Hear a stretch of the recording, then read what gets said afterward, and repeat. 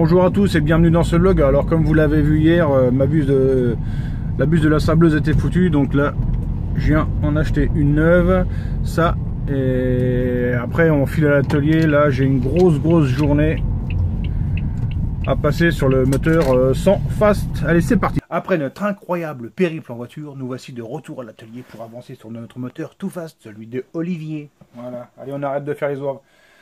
Alors ici, alors c'est pas fait exprès, franchement. Bah, hier je me suis aperçu que Scootfast a posté une vidéo sur le pack roue Junior Drag. Bon, vous excuserez, celle-là elle a déjà roulé, hein. Mais bon, bref, là Olivier m'avait demandé en fait de lui usiner le carter pour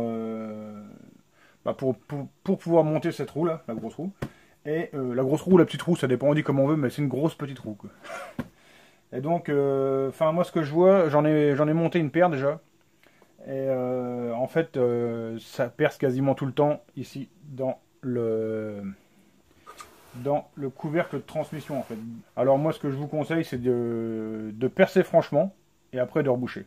Parce que sinon ça va sointer l'huile, vous allez t'emmerder. Donc voilà, ici on voit ça passe à l'aise.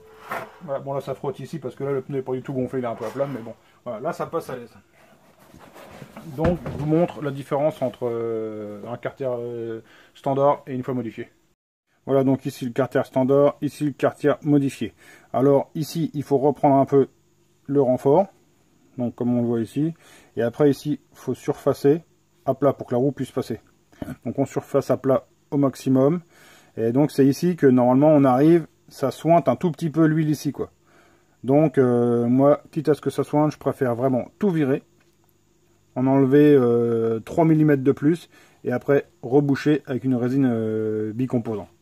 C'est quand même pour moi la meilleure solution et la plus viable. Alors pourquoi en enlever 3 mm? En fait c'est pour que ça fasse, que la résine elle soit à l'intérieur et à l'extérieur, que ça fasse comme une sorte de, comme un rivet on va dire, que ça soit pris en sandwich quoi. Que le carter soit pris en sandwich. Donc après moi comment je fais ça? Moi je le fais à la disqueuse ici avec un disque à lamelles. Hein, c'est des lamelles en fait de papier de verre. Bon, qui bouffent l'alu, mais bon qui ravagent pas tout non plus quoi.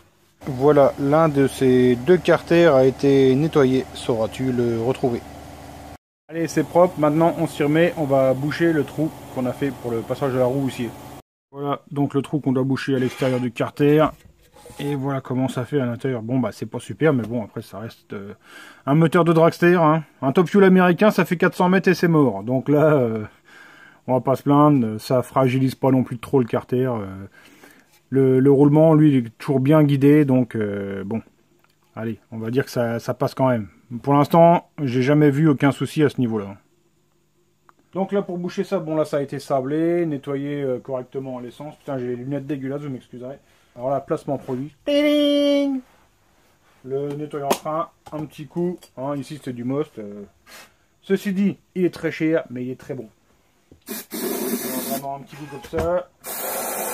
Ok. Un coup de soufflette.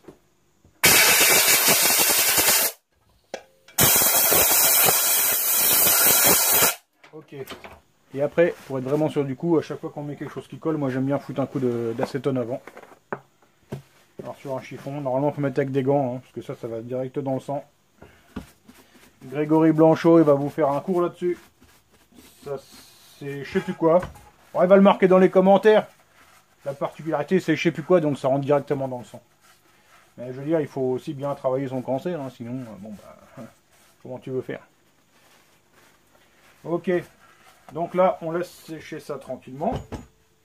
Bon, ça va très vite, hein, le triclot ça sèche très vite. Et maintenant, on va mettre la pâte Répartout. Quand je vous dis Répartout, c'est pas une hérésie. Hein. C'est vraiment le nom de la pâte. Alors là, c'est de la pâte en stick qui est assez dure. Pour boucher des trous comme ça va bien. Voilà, donc c'est bicomposant. Hein. La plupart d'entre vous doivent déjà connaître. Donc ici, on malaxe avec des mains quand même assez propres. On malaxe les deux pour faire une pâte homogène. Voilà, donc là c'est mélangé, on sent que ça commence à bien coller au doigt. Alors là, je vais faire une boule. Ok, ça je mets ça ici, je pousse sur mon trou. Là c'est appliqué, pareil, hein, je vous le disais avec les doigts propres, mais normalement pareil, c'est avec des gants. Tous ces produits là en fait, c'est Bah, c'est pas bon à la santé, mais ça, dans tous les métiers, c'est pareil, hein. Il y en a qui ont du bruit, il y en a qui respirent de la merde, il y en a qui se mettent des saloperies sur les mains. Enfin, nous, il y a tout. Il y a le bruit, on respire de la merde et il y a les mains. Bref, allez, là, j'ai fini. Je vous montre ça.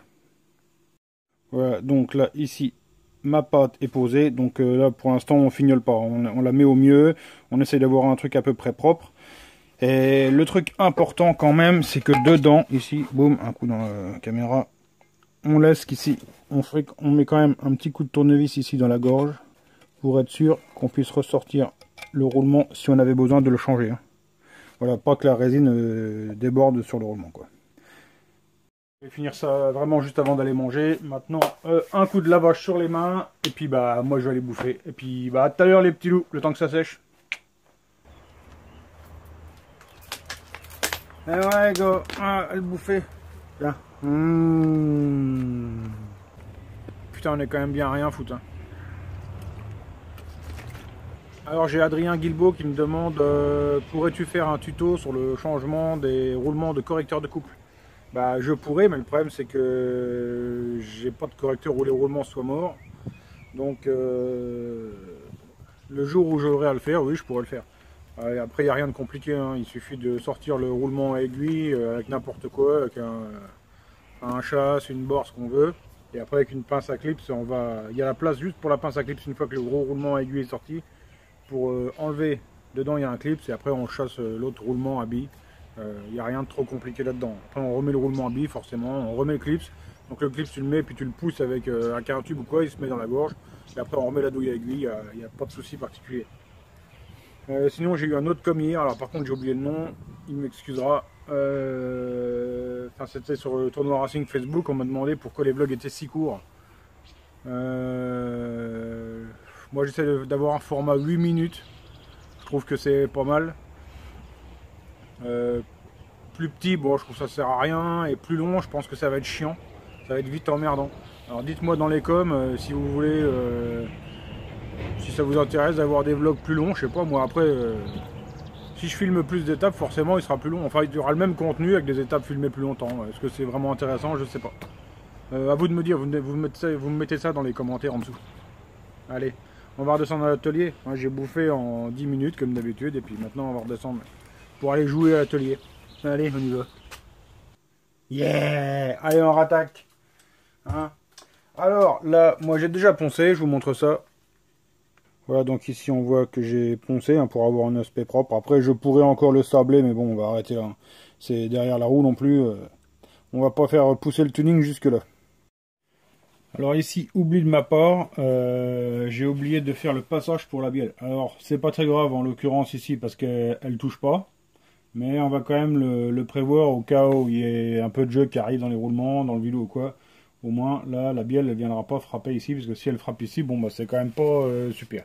Donc on peut le faire à la fraiseuse, à la main, à la lime, ce qu'on veut. Là je m'embête pas, je vais le faire à la pierre. Ça va aller très bien comme ça. Donc ici on voit mon passage de bielle qui est fini. Hein. Donc juste un petit coup de pierre, un coup de lime, ça suffit, il n'y a pas besoin d'une fraiseuse à 100 000 € pour faire ça. Alors là on laisse vraiment 3 fois rien d'aluminium au plan de joint, on laisse 5 dixièmes 1 mm. Hein. Et puis bon là on prend à peu près 12 mm, c'est bon comme ça quoi. Bon la grosse galère, je voulais refermer le carter et je viens de me rendre compte que j'ai plus de roulement de vélo. Alors ça, j'allais voir, j'ai un pro au bout de la rue, peut-être qu'il aura ça pour me dépanner. Allez j'y vais et je vous reprends après.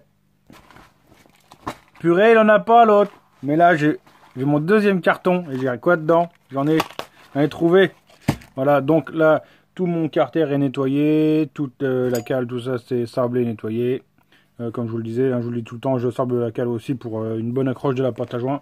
Et donc là, bah moi, je referme ça.